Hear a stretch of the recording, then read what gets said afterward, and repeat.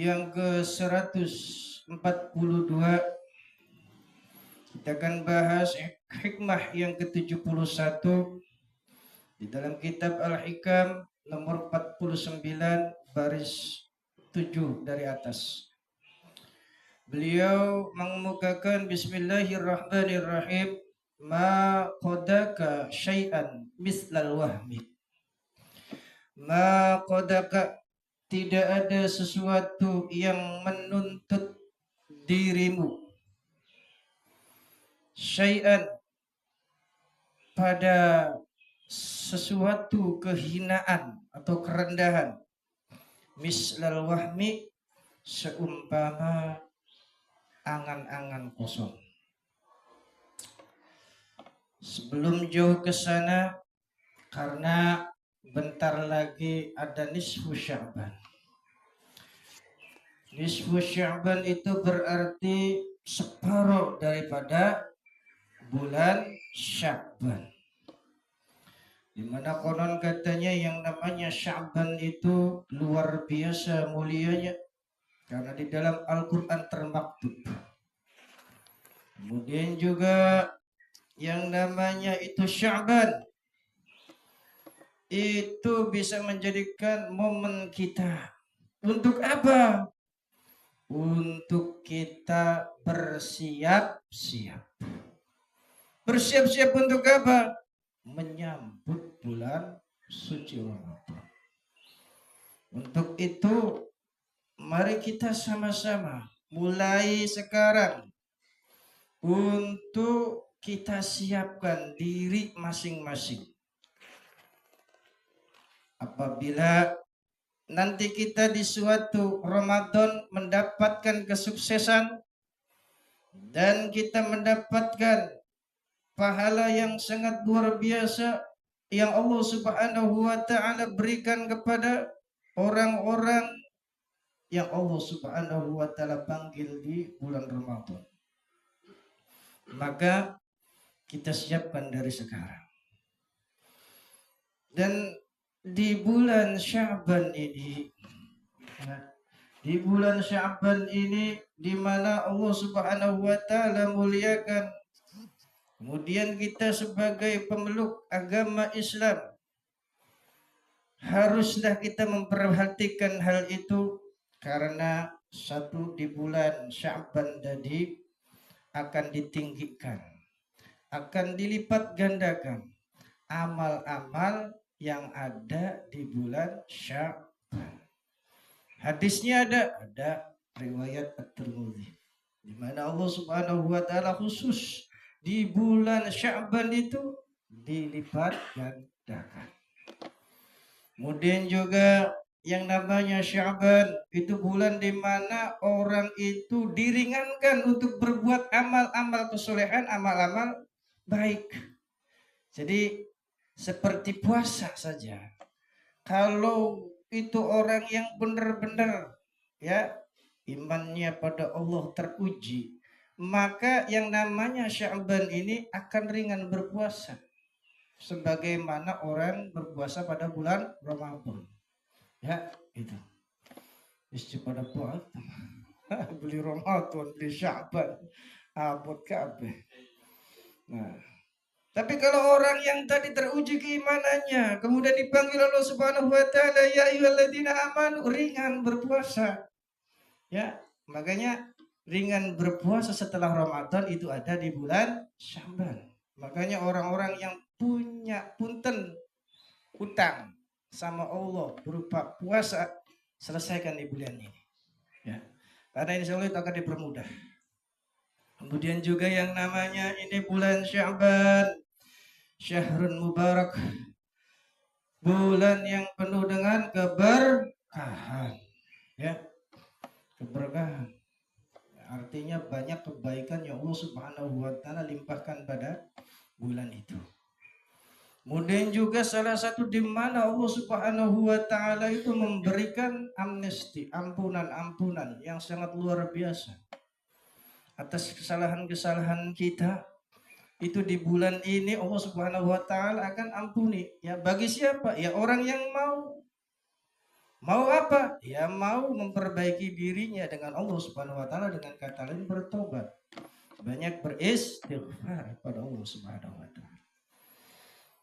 Nah, hubungannya dengan manusia, ya silakan selesaikan. Apalagi di dalam hadis itu ada tertera, siapa orang di situ pengen mendapatkan ampunan Allah Subhanahu wa taala, ya itu akan dimaafkan, akan diampunkan, kecuali yang tidak diampunkan itu ada beberapa orang. Salah satunya adalah orang-orang yang belum saling memaafkan. Ya, makanya ya tradisi yang orang-orang di sini ramai mungkin sebagian ketika itu disebut Syaban kayak Lebaran, saling berkunjung ya, kemudian juga kumpul ya, saling apa, ramah tamah ya, bersalam salaman, iya maaf-maafan kayak Lebaran aja gitu. Ya karena apa? Ya memang tadi supaya kita itu mendapatkan ampunan Allah Subhanahu wa taala. Jangan sampai ini maaf-maaf ya, suami istri masih ada salah, belum saling maaf-maafan. Antara orang tua dan anak sama. Ya. Makanya di situ kita lepaskannya daripada kesalahan-kesalahan kita dengan adanya saling memaafkan. Nah, kemudian persoalan di bulan Sya'ban berikutnya adalah amalannya apa saja sih untuk kita yang mengisi bulan mulia tersebut. Ya banyak ya, yang mungkin kita sering lakukan saja itu merupakan amalan yang ada pada bulan Sya'ban juga. Seperti apa tadi? Puasa, sunnah ya. Kemudian ya baca Quran, sholat ya. Itu sholatnya sholat apa? Ya sholat sunnah ya. Yang ditekankan sholat malam. Sholat apa? Berarti tahajud. Kemudian sedekah. Di situ juga disunahkan kuat ya dalam bulan Sya'ban ini. Dan yang terakhir adalah istighfar ya. Baca kita terus astagfirullahaladzim, astagfirullah العظيم أستغفر الله العظيم أستغفر الله العظيم أستغفر الله العظيم أستغفر الله itu ya, minta ampunan kepada Allah Subhanahu wa taala. Kemudian juga pada di situ tanggal ya 15-nya nisfu Sya'ban itu dianjurkan oleh ulama untuk apa? Membaca qalbul Quran, surat Yasin. Berapa kali kita baca surat Yasinnya? 100 kali? Boleh, kalau mampu. Ya. Aduh berat, 100 kali. 3 kali silahkan. 3 kali juga kayaknya saya masih berat. Enggak apa-apa, 1 kali juga. Ya. Bukan surat Yasin, enggak apa-apa. Ya, itu. Jadi kita itu jangan kemudian ada fatwa ataupun anjuran ulama kemudian kita seolah wajib gitu ya. Apa saja kita hidupkan. Kalau di situ ragamnya dikiran, ragamnya solawatan. Kalau di situ yasinan silakan, ya gitu. Dan ketika ya biasa baca surat Yasin 3 kali, awas ini ya saya mengkritiki juga tentang hal ini. Orang menjelaskan dalam baca surat Yasinnya, niatkan pertama untuk apa? Panjang umur. Yang kedua, ya di situ kita murah rezeki, limpah. Ya. Yang ketiga, semoga husnul khotimah. Itu cara pandangnya kurang pas kalau kita ngaji di sini. Kenapa? Yang kita harus luruskan niat itu bukan itu. Niatnya karena Allah, gitu ya. Baru kita nanti di situ doa. Jangan niatnya pengen panjang umur, niatnya rezeki, itu salah.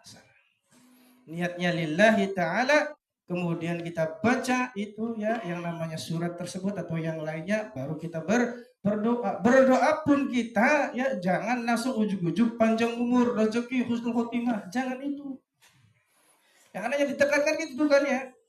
Makanya saya komentarin ini ya. Yang pertama kita mohon ampun sama Allah Subhanahu wa taala, gitu. Yang paling utama. Ya, baru yang lain-lainnya ngikutin ya. Entah itu panjang umur, entah itu rezeki, ataupun nanti kita ya husnul khotimah ya, biar nanti kita supaya kita naik level ya di dalam suatu amalannya. Nah, mungkin itu tentang masalah Sya'ban. Nah, kemudian bagaimana hikmah ke-71-nya? Hikmah yang ke-71-nya itu ya, pasal ini tentang apa? Tentang awas kita seorang pengembara rohani dengan sifat tamak, dengan sifat panjang angan-angan, doyan ngayal. Ya, ngayal boy di nah. Nah, itu dikasih tahu agar apa? Kita tidak seperti itu. Karena di dalam surat At-Takasur ayat 1 2 kemudian juga Al-Imran yang tadi sudah dibacakan, kullu nafsin dha'iqatul maut alhaqumut takasur hatta zurtumul maqabir, itu isinya jangan kita sibuk dengan keduniawian. Jadi sini aja dunia baik.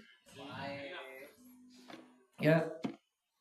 Kemudian kita awas ya. Yang namanya dunia itu hanya sementara, ya. Kemudian juga ingat, ketika kita hidup di dunia jangan sampai sifat tamak dan serakah itu menguasai diri kita. Nah, dari ayat tersebut ya intinya seperti itu. Nah, makanya beliau mengomentari di kitab Al-Hikam ini hikmah yang ke-71. Jadi tiada yang dapat menuntun atau memimpinmu maqadaka ya. Syai'an, tidak ada yang dapat menuntun atau memimpin engkau menuju pada lembah kehinaan. Nah, pertanyaannya, apa yang bisa membuat orang itu menjadi hina tadi? Ternyata mislal wahm, itu perumpamaannya seperti panjang angan-angan. Angan-angannya di situ digedein, kosong isinya, ngayal baik. Nah, makanya wahm ini ya, awas ya, kita harus benar-benar perhatikan. Angan-angan banyakkan itu selain Allah. Kalau kita angan-angannya kepada Allah mah bagus, jadi zikir, jadi ingat. Tapi kalau angan-angannya pokoknya selain Allah, entah itu angan-angannya tentang pekerjaan, tentang duit, tentang ya wanita, ya tentang tahta dan lain sebagainya, kumpul jadi satu, ngayal terus ya. Nah, itu nanti akan nafsu kita itu menjadi tinggi di dalam diri kita. Karena nafsu itu akan lebih tunduk ya, dan condong kepada wahm yang seperti itu. Makanya kita upayakan daripada ya ngayal ya, daripada kita kosong, pikiran diisi. Bahkan maaf ya, kadang-kadang itu ya banyak orang yang kosong itu banyak terisi sama makhluk gaib. Makanya jangan kita kosongkan ya dalam diri ini untuk mengingat Allah Subhanahu wa taala. Apalagi pikiran gitu. Semua angan-angan itu tidak akan tercapai. Saya yakin ya. Kayak ngayal. Masa ngara menjadi nyata yang namanya angan-angan tersebut ya. Kemudian juga yang namanya angan-angan itu ya, angan-angan itu ya bisa menjadi bahaya. Padahal mah yang kita takuti, yang tadi kita itu di pikiran kita seolah-olah dia itu bahaya banget, padahal tidak. Ya, padahal tidak. Nah, analoginya bagaimana? Analoginya itu ketika kita ya di sini hujan yang gede, ular itu datang. Nah, berikut ikannya juga, kemarin udah diambil pas mati. Ular ini ya, ular. Nah, ular itu dalam bayangan kita bahaya, dalam bayangan kita itu ya, angan-angan kita itu, wah, nanti ini akan membahayakan kita, akan mematok kita, nanti beracun, saya jadi mati. Nah, kalau nafsunya itu ya di dalam hati kita ikuti ya dengan angan-angan seperti itu, jadi itu. Ya sehingga apa? Ya tadi ular tadi bisa jadi bahaya pada diri kita. Tapi kalau seandainya nafsu mengikuti akal, hati nurani kita, tenang saja. Karena apa? Walaupun bahaya, dia tidak apa-apa pun. Asal dengan catatan, kan begitu. Tapi kalau kita sudah ya buru-buru, ya diri kita itu diselimuti, ya dihantui hal seperti itu, maka ya jadilah kita nanti terkena ular tersebut. Padahal ularnya mah enggak, kadang-kadang mah ya. Iya, lewat saja kitanya ya karena saking takutnya ya nabrak sesuatu malah mati. Nah itu contohnya ya. Jadi makanya sesuatu hal ya jangan kita bayangkan begitu mendramatisir. Ya. Biasa saja slow. Ya. Makanya kemudian juga selain daripada itu kita diingatkan. Ingat ya, awas tidak akan selamat diri kita itu dari sifat-sifat seperti itu. Tadi ya panjang angan-angan, ya karena apa manusia itu ya biasa ya, yang namanya hayalan itu sering hinggap. Satu itu kemudian tamak. Nah kecuali Allah Subhanahu wa taala khusus ya bagi orang-orang yang di dalam hatinya sudah ada sifat qanaah. Sifat yang bersyukur kepada Allah. Tapi syukurnya super syukur namanya kok qanaah. Karena orang-orang qanaah itu adalah orang yang berserah diri pada Allah Subhanahu wa taala sehingga hatinya itu hanya bergantung pada Allah. Hanya di sana ya tertuju kepada Allah Subhanahu wa taala. Timbul pertanyaan gempur-gempur tentang masalah tampak kemudian panjang angan-angan yang kosong itu apakah bahaya? Iya. Bahayanya apa? Bahayanya itu yang pertama ya panjang angan-angan itu atau tamak itu juga sama menghalangi amal kita untuk berbuat amal yang baik. Ya. Banyak itu amal kita tidak bisa kita kerjakan, tidak bisa kita amalkan gara-gara sifat angan-angan seperti itu. Pengen sedekah, angan-angannya udah macam-macam.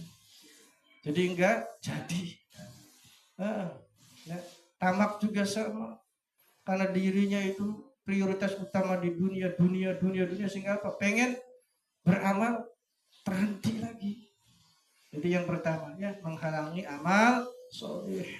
Kemudian juga dengan seperti itu gelisah dibuat sendiri. Ya, gelisah. Padahal harta banyak. Ya, tapi gelisah, enggak tenang. Apalagi hartanya hilang. Ya, tambah gelisah, stres ya. Makanya ya kita harus diperhatikan. Kemudian juga yang namanya panjang angan-angan, kemudian juga tamak, itu maaf ya, itu bisa menghancurkan hubungan sosial. Ya. Bisa retak, renggang, bahkan di situ ya tidak menyapa dan lain sebagainya gara-gara apa? Ya ketamakan pada diri seseorang. Kemudian juga maaf orang-orang yang tamak ataupun ya sering berhayal itu ya tidak akan berkah kalau seandainya dia punya harta dan ujungnya nanti akan masuk ke dalam neraka. Nah, setelah itu bagaimana solusinya supaya kita tidak panjang angan-angan dan tamak? Yang pertama jelas kuatkan benteng di dalam diri kita, yaitu apa? Mengenal Allah ya. Kemudian keimanan kita tambah dengan apa? Amal-amal soleh kita terus kita tingkatkan. Ya, supaya apa? Supaya kita itu cinta kepada akhirat. Kalau sudah cinta kepada akhirat, dunia biasa-biasa saja. Ya. Yang pertama, kemudian kita doa, Allahumma ba'idna min sifatihim. Kita minta sama Allah semoga kita dijauhkan dari sifat tamak dan sifat panjang angan-angan atau banyak berhayal ya. Kemudian banyak-banyaklah kita ya beramal yang baik. Kemudian yang terakhir resep mujarabnya supaya kita tidak tamak dan tidak panjang angan-angan yaitu ingat mati. Ingat mati. Makanya resep utamanya itu supaya apa? Kita tidak rakus, tidak tamak, kemudian juga kita tidak banyak hayal. Ya, mungkin itu saja dulu yang bisa disampaikan, semoga bermanfaat. Wallahu a'lam bishawab.